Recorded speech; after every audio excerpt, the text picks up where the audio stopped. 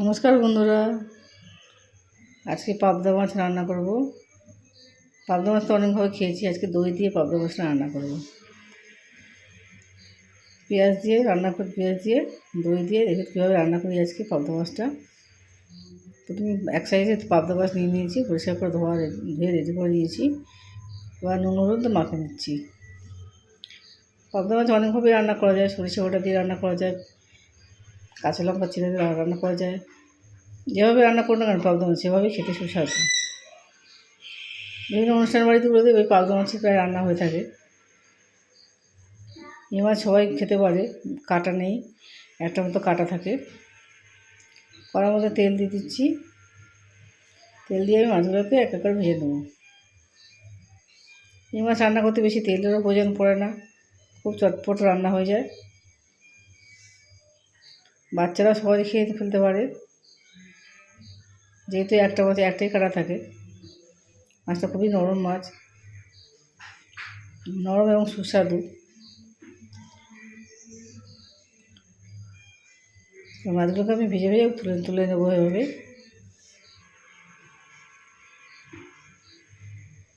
একবার বেশি বেশি মাছ ভাজবো না, অল্প অল্প করে মাছ ভেজে কম করে তুলে নিচ্ছি।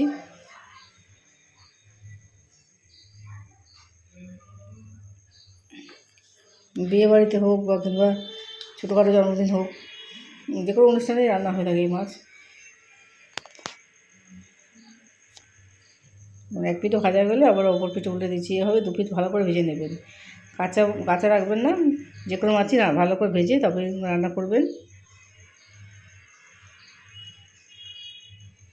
কাঁচা অবস্থায় ভালো কোনো মাছই সুস্বাদু হয় না। আমরা বাঙালিরা মাছে ভাতে বাঙালি, মাছ খেতে ভালোবাসি। বিভিন্ন রকমের মাছ আমরা এই জন্য রান্না করে থাকি। ঘুরি ফিরে একরকম মাছ বিভিন্ন রকমভাবে রান্না করে থাকি।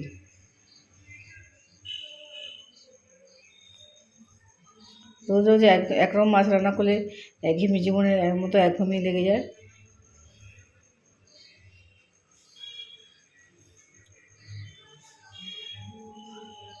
সমস্ত মাছগুলো আমার ভাজা হয়ে গেছে। এর মধ্যে আমি কালো জিরা ফোড়ন দিয়ে দেবো, পেঁয়াজ দেবো, দিয়ে এক এক করে রান্না করবো। টক দই নিয়েছি, এই টক দইটা দিয়ে রান্না করবো। এবার আমি কালো জিরাটা দিয়ে ফোড়ন দিয়ে দিলাম। অবশ্যই কালো জিরা দেবেন, কালো জিরা দিয়ে ভালো গন্ধটা বেরোবে। তারপরে পেঁয়াজটা দিয়ে একটু ভাজা ভাজা করে নেবে। একদম বেশি বেশি পেঁয়াজ দেওয়ার দরকার নেই, যতটা পরিমাণ মাছ সেই পরিমাণ বুঝে দেবেন। টক দই যেহেতু টক দই সামান্য পরিমাণে চিনি দিয়ে ফেটাতে হবে। বেশি চিনি দিতে হবে না, সামান্য পরিমাণ চিনি দিলে হবে। দিয়ে টক দইটা ভালো করে একটু ফেটিয়ে নেবেন। এদিকে আমার পেঁয়াজগুলো ভাজা ভাজা হচ্ছে। এর মধ্যে আমি এক এক করে দেখুন কী করছি। প্রথমে হলুদ দিলাম, হলুদ দিয়ে আবার একটু নাড়িয়ে দিচ্ছি। এভাবে পরপর করতে থাকবেন, দেখুন আস্তে আস্তে পেঁয়াজটা নরম হয়ে আসবে, রান্নাটাও ভালো কষানো হয়ে যাবে। এবার লঙ্কা গুঁড়ো দিচ্ছি। যেহেতু পেঁয়াজ থেকে জল বেরোচ্ছে, নরম হয়ে যাচ্ছে, শুকনো শুকনো হচ্ছে না। এবার দেখুন টক দইটা যে ফেটেছিলাম আমি, টক দইটাকে দিয়ে দিচ্ছি। টক দই সময় দেওয়ার সময় গ্যাসের আঁচটা কমিয়ে দেবেন, তবে যাতে ছানা কেটে যাতে না যায়, সেই জন্য গ্যাসের ফ্লেমটা কমিয়ে দিয়ে দেবেন। এবার আমি নুনটা দিয়ে দিলাম, দিয়ে এবার নাড়তে হবে। তো যখন তেল বেরিয়ে আসবে তখন দেখুন জল দিয়ে দিচ্ছি আমি। কষানো মতো ভালো মতো হয়ে গেলে এবার জল দিয়ে দিতে হবে। তো ঝোলটা এইভাবে রাখবেন যাতে মাছগুলো প্রায় ডুবে যায়। লাইক এবং সাবস্ক্রাইব করতে বলবেন না, কমেন্টে আমাকে জানাবেন কারা এইভাবে রান্না করে থাকেন। এই টক দই দেওয়াতে কিন্তু মাছের স্বাদটা পুরো বদলে যাবে, খেতেও খুব সুস্বাদু হয়ে যাবে। মাছগুলোকে ভালো করে ফুটতে দিতে হবে।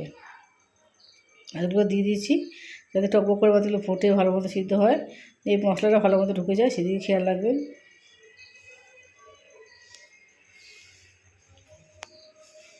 কমেন্টে আমাকে জানাতে পারেন কারা কারা এইভাবে রান্না করেন, বা আমার মতো রান্না করে একদিন দেখুন বাড়িতে, আপনাদের কীরকম লাগছে আমাকে কমেন্টে জানাতে পারেন। ঝোলটা আমার ফুটে উঠেছে, মাখো মাখো মধ্যে রাখতে হবে ঝোলটা, বেশি একদম শুকিয়ে ফেলবেন না, এই ঝোলটা বেশি শুকিয়ে ফেলবেন না। শেষে দিকে একটু কাঁচা লঙ্কা চিড়ে দেবেন, বলুন ভালো ঘ্রাণটা আসবে। পাবদা মাছে অবশ্যই কাঁচা লঙ্কা চিড়ে দিলে খুবই ভালো লাগে, অবশ্যই দেবেন কাঁচা লঙ্কাটা শেষে। রেডি হয়ে গেছে আমার মাছ, পাবদা মাছের দই দিয়ে ঝাল। বাড়িতে অবশ্যই একবার করে বানিয়ে দিয়ে খেয়ে দেখুন, খাইয়ে দেখুন, খুবই আনন্দ পাবেন।